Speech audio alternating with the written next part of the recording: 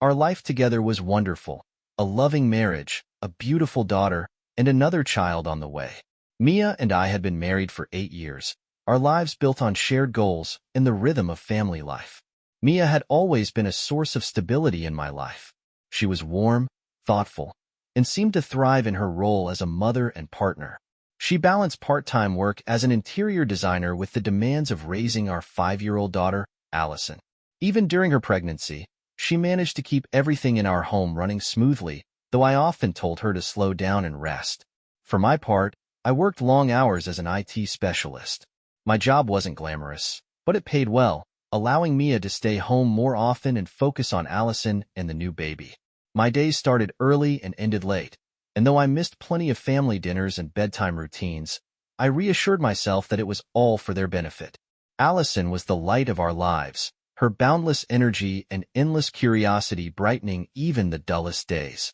At just 5 years old, she was already fiercely protective of her unborn sibling, constantly asking questions about when the baby would arrive and whether it would like her drawings. Weekends were our sacred time. Sunday mornings were reserved for pancake breakfasts.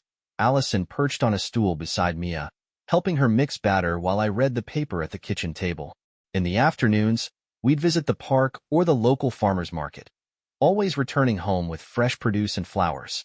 Mia loved arranging those flowers in vases around the house, her touch making every room feel more inviting. As Mia's pregnancy progressed, our routines shifted slightly. She spent more time resting, often napping in the afternoons while I picked up the slack around the house. Her body was changing rapidly, and though she rarely complained, I could tell the pregnancy was taking a toll. I encouraged her to prioritize herself, even if it meant letting a few things slide.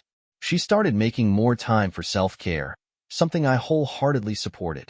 She began attending prenatal yoga classes, visiting her doctor more frequently, and spending time with a group of friends who were also expecting. It seemed like a healthy way for her to stay balanced, and I admired her commitment to making the most of this special time. Still, there were moments when I noticed something different about Mia. She seemed quieter at times, her thoughts wandering during dinner or family activities. She smiled often, but it wasn't always the same smile I had known for years. It felt distant, as if it was meant for someone or something I couldn't see. I chalked it up to the natural stress of pregnancy. After all, between her physical discomfort, managing Allison, and preparing for the baby, it made sense that she might seem distracted now and then. But those moments, fleeting as they were, stayed with me. Looking back, there were cracks I should have noticed. Subtle shifts in her mood, quiet pauses in our conversations, and small changes in how she spent her time. But I dismissed them, trusting in the life we had built and the love we shared. Our lives felt steady, unshakable, a perfect balance of routine and joy. I never thought to question it, not until everything came undone. As the months rolled on, Mia's pregnancy became the center of our family's world. Our lives revolved around preparing for the baby, choosing names, sorting through Allison's old clothes, and turning the guest room into a nursery. Mia's attention to detail was unmatched. She spent hours deciding on colors and decorations, ensuring everything was perfect for the baby's arrival. Allison was ecstatic about becoming a big sister. She'd follow Mia around, asking endless questions about the baby and eagerly showing off her latest gifts, a stuffed animal here, a hand-drawn card there. Seeing them together filled me with a deep sense of gratitude for the life we had built. But amid the laughter and anticipation, there was a quiet tension that I couldn't ignore. Mia had always been a planner, meticulous in her routines, but lately, she seemed to be spending more time away from home. She told me she was focusing on prenatal yoga and catching up with her group of expecting friends. She also mentioned wanting to stay active to ensure a smoother delivery. It all made sense, and I encouraged her to take time for herself, especially since her days were often consumed with taking care of Allison and managing the house. At first, I didn't think twice about it, but her absences began to grow more frequent, and her explanations, though plausible, started to feel rehearsed. One evening, as I was helping Allison with her bath, she mentioned something in passing that gave me pause. She said Mia had been visiting a friend regularly after yoga, staying late some evenings while Allison stayed with her grandmother. When I asked Mia about it later, she confirmed it casually, saying it was nothing out of the ordinary. She smiled and reassured me, her tone so natural that I felt guilty for even questioning her. Work kept me busier than usual during those weeks. A major project was nearing its deadline, and I spent long hours at the office troubleshooting issues and coordinating with the team. I hated being away so much, but I told myself it was temporary. Once the baby was born, I'd make it up to Mia and the kids. But in the back of my mind, a nagging feeling persisted. Mia's energy seemed to shift when I was home, as if she was masking something just beneath the surface. She was attentive and affectionate in moments, but distant in others, her smile not quite reaching her eyes. Allison seemed to notice it too.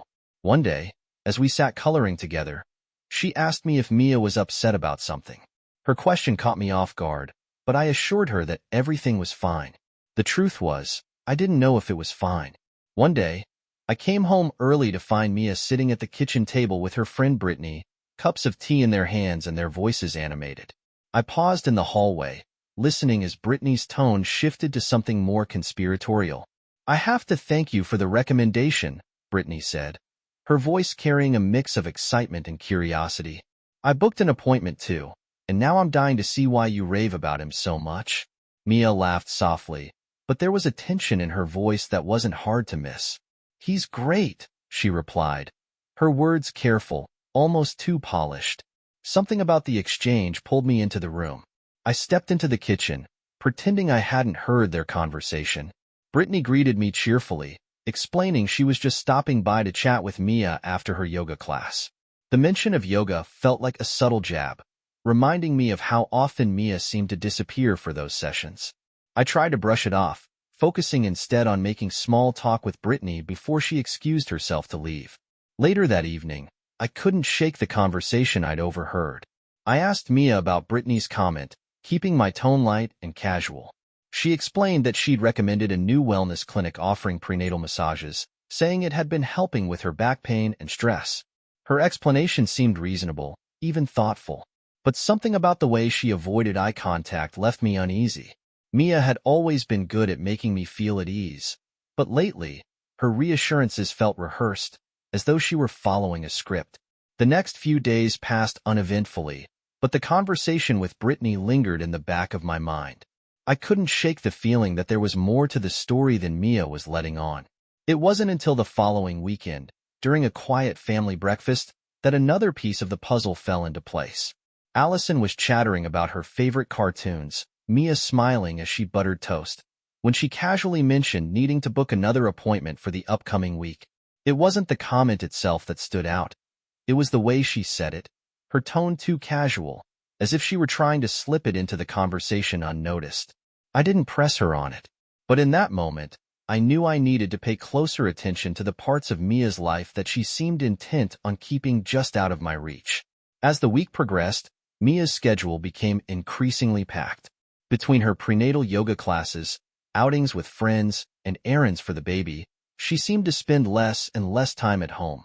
Allison and I adjusted to the new normal, spending our evenings together while Mia often arrived late, tired but cheerful, with vague updates about her day. Despite her bright demeanor, the unease I had felt since Brittany's comment began to grow. I couldn't pinpoint exactly what was bothering me, but there was a distance between us that hadn't been there before.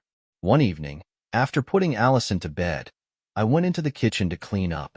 Mia was on the couch, scrolling through her phone, the glow from the screen reflecting off her face. I tried to strike up a conversation, asking her about the baby's kicks or her plans for the weekend, but her answers were brief, her attention elsewhere. The growing distance between Mia and me was impossible to ignore. Her cheerful demeanor and warm smiles felt like they were masking something I couldn't name, and the moments we once shared so effortlessly now felt forced, like an obligation rather than a joy. I realized that this couldn't go on. The life we had built, the love we had shared, it was slipping through my fingers, and I refused to let it unravel without a fight. The long hours I spent at work had taken their toll, leaving Mia to manage so much on her own. I told myself that it had been for the family, for our future, but I now wondered if it had pushed us further apart. The truth was clear. If I wanted to fix what was breaking, I had to make a change. The next day, I spoke with my manager and arranged to reduce my hours. It wasn't easy, and it meant making some sacrifices, but the decision felt right. If I didn't act now, I might lose more than time. I might lose my wife. I thought about how to bridge the gap, how to create opportunities to reconnect with Mia. Her weekly trips to the wellness center came to mind. She always came back from those appointments looking refreshed, and I couldn't deny that they seemed to make her happier. That's when the idea hit me. The following evening, I told Mia I had a surprise for her. She tilted her head, curious, as I handed her a small envelope. Inside was a membership card for the wellness center she frequented. I explained that I had purchased a membership for both of us, one that included access to the gym, swimming pool, and relaxation areas. I told her that it would be a perfect excuse to spend more time together, especially during the pregnancy. Her reaction was a mixture of surprise and something else I couldn't quite read. She smiled and thanked me, saying it was a thoughtful gesture, but her voice carried a hesitation that unsettled me. Still, I pressed forward, talking about how we could use the pool together, attend classes, or simply relax in the lounge after her massages. I framed it as a chance to slow down, to reconnect and focus on each other before the baby arrived. Mia nodded along, her smile tight, and said it sounded like a good idea. But I noticed how she quickly changed the subject, steering the conversation toward Allison and the nursery. Over the next few days, I arranged my schedule to join Mia during her usual wellness center visits. I told her I was looking forward to the time together, imagining us sharing quiet moments in the pool or chatting in the lounge. But deep down, a part of me wondered if she felt the same way. Her reaction to the surprise had been polite, even kind, but there was a guardedness in her eyes that I couldn't ignore. Despite my doubts, I was determined to make this work. The wellness center would be our space, a place to rebuild what felt like it was slipping away. At least, that's what I hoped. Little did I know, my efforts to reconnect would bring me closer to the truth than I ever expected. For a few weeks, it felt like things were finally getting back on track. The joint visits to the wellness center seemed to breathe life into our relationship, offering moments of connection that had been missing for months. Mia and I swam together, relaxed in the lounge, and shared quiet conversations that felt genuine, almost like the early days of our marriage. Even Allison noticed the change. She told me one evening that it was nice to see Mom and Dad spending more time together. Her innocent comment filled me with a cautious hope that maybe we were mending what had been fraying. Mia seemed happier too. She laughed more, shared stories about her day, and even started planning little outings for the three of us. I thought that maybe, just maybe, my efforts to pull us closer were working. One Friday evening, we went to the wellness center as usual. I worked out in the gym while Mia headed to her massage appointment. She kissed me on the cheek before disappearing down the hallway, her expression light and content. I stayed on the treadmill longer than usual, lost in thoughts of gratitude for how things were improving. After my workout, I went to the lounge area to wait for Mia. I texted her a quick message, asking if she wanted to grab dinner after her session. Minutes passed, and there was no reply. That's when my phone rang. It was Mia's mother, Susan, who had been watching Allison while we were at the wellness center. Her voice was fraught with worry as she told me Allison had come down with a fever and wasn't feeling well. She keeps asking for Mia, Susan said, her tone sharp with concern, but I can't get through to her. She's not answering her phone. I reassured Susan that I'd let Mia know right away. Without waiting, I walked toward the hallway where Mia's massage session was supposed to be taking place. I didn't text her or knock on the door. I just walked. I turned the knob and opened the door. What I saw stopped me cold. Mia and the masseur were tangled together on the massage table, their bodies bare, their movements unmistakable. Her back was arched, his hands gripping her hips as they moved in sync, oblivious to the world outside that small room. My breath caught in my throat, a rush of heat and nausea rising as my mind tried to process what I was seeing. Mia's face turned toward me, her expression shifting from pleasure to shock in an instant. She gasped, her body jerking away from the masseur, who scrambled to cover himself with a nearby towel. The room reeked of betrayal, of sweat, and deceit. Mia stammered, trying to speak, but no words came. Her face was flushed, her hair disheveled, and in that moment, she looked like a stranger. I stood frozen in the doorway, the scene seared into my mind. My chest felt like it was caving in, the weight of what I had just witnessed suffocating me.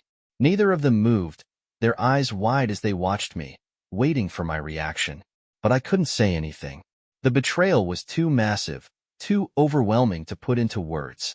I turned and walked out of the room, my pulse hammering in my ears. My feet carried me to the parking lot without thought, my hands trembling as I fumbled for my car keys. The image of Mia and the masseur was burned into my memory, a cruel and vivid reminder of how deeply she had broken my trust. Everything I had worked to rebuild, everything I had believed we were repairing, it was all a lie. The pounding in my chest was relentless, my mind replaying the scene I had just witnessed in excruciating detail. Before I could start the engine, the door to the wellness center burst open. Mia ran out, barefoot and frantic, her hair still a mess from what had just unfolded. Tears streamed down her face as she hurried toward the car. She tapped on the window, her voice trembling as she pleaded for me to listen. Her words came out in a rush, apologies mixed with desperate attempts to explain.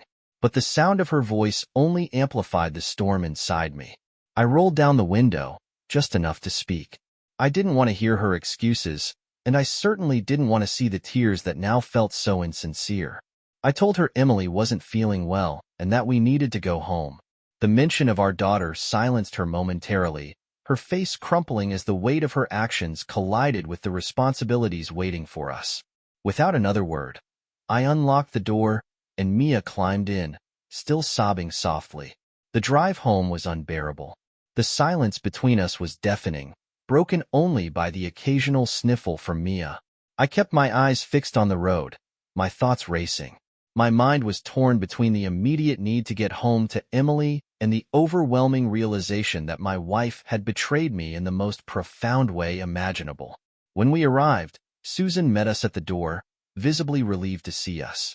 She handed Emily over to Mia, who immediately took our daughter into her arms. The sight of Mia holding Emily, cooing softly to soothe her, was almost too much to bear. I thanked Susan, assuring her that we'd handle things from here. As she left, I noticed the way her eyes lingered on Mia, a silent question hanging in the air. I avoided her gaze, too drained to address it. The evening dragged on, the atmosphere in the house thick with tension. Emily's fever had subsided slightly, but she was still clingy and tired. Mia stayed by her side, stroking her hair and humming softly as Emily drifted in and out of sleep. I kept my distance, retreating to the living room under the guise of giving them space. But the truth was, I couldn't bring myself to be near Mia. Every time I heard her voice or saw her silhouette in the dim light of the hallway, the image of her and the masseur flashed in my mind, raw and unrelenting. When Emily finally fell asleep, Mia came into the living room. Her face was pale, her eyes red and swollen from crying. She stood in the doorway for a moment, as if gathering the courage to approach me. I didn't look at her, my gaze fixed on the darkened window. Mia sat down on the edge of the couch, her hands trembling as she clasped them together. She started to speak, her voice breaking as she apologized over and over again. She said she had made a terrible mistake, that she didn't know what she had been thinking, that it hadn't meant anything. She begged for my forgiveness, her words pouring out in a desperate attempt to undo what couldn't be undone. But I couldn't respond. I sat there in silence, letting her apologies wash over me like a tide I couldn't stop. Each word felt hollow, each tear a reminder of the trust she had shattered. Mia eventually fell silent, her shoulders shaking as she cried quietly. The room felt suffocating, the weight of what had happened pressing down on both of us. I stood up, unable to bear it any longer. I told her I needed time, space to think. And then I walked upstairs, leaving her alone in the darkened room. As I lay in bed, the enormity of the situation settled over me.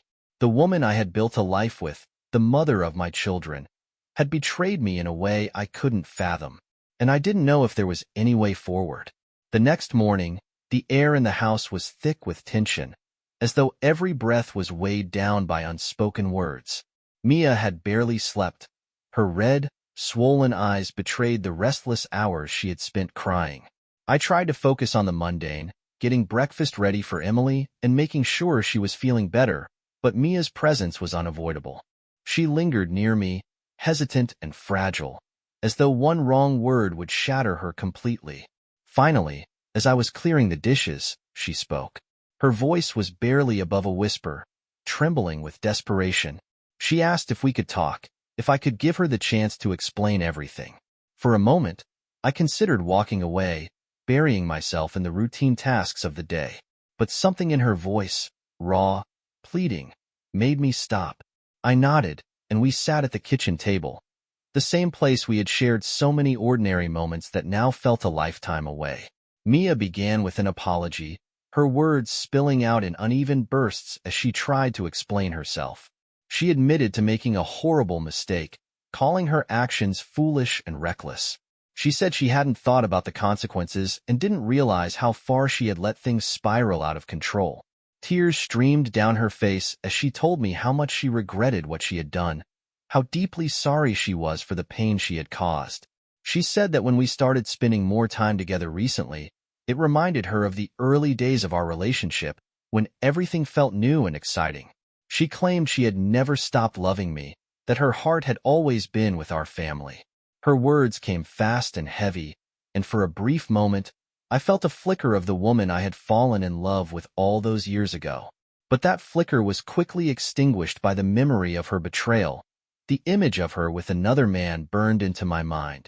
When she finished, she reached for my hand, her fingers trembling. I pulled away, unable to meet her eyes. I told her I couldn't forgive her.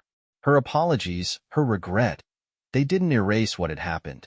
I explained that trust, once broken, wasn't something that could simply be patched up with words. I said it was better for us to live separately, for me to find peace away from the weight of her actions.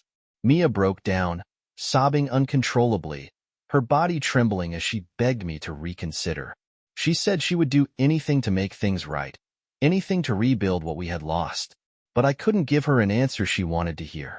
The damage was too great, the betrayal too deep. Her cries grew louder, her breath hitching as she tried to speak through her tears. I stood up, needing to put some distance between us, but before I could leave the room, Mia's sobbing suddenly stopped.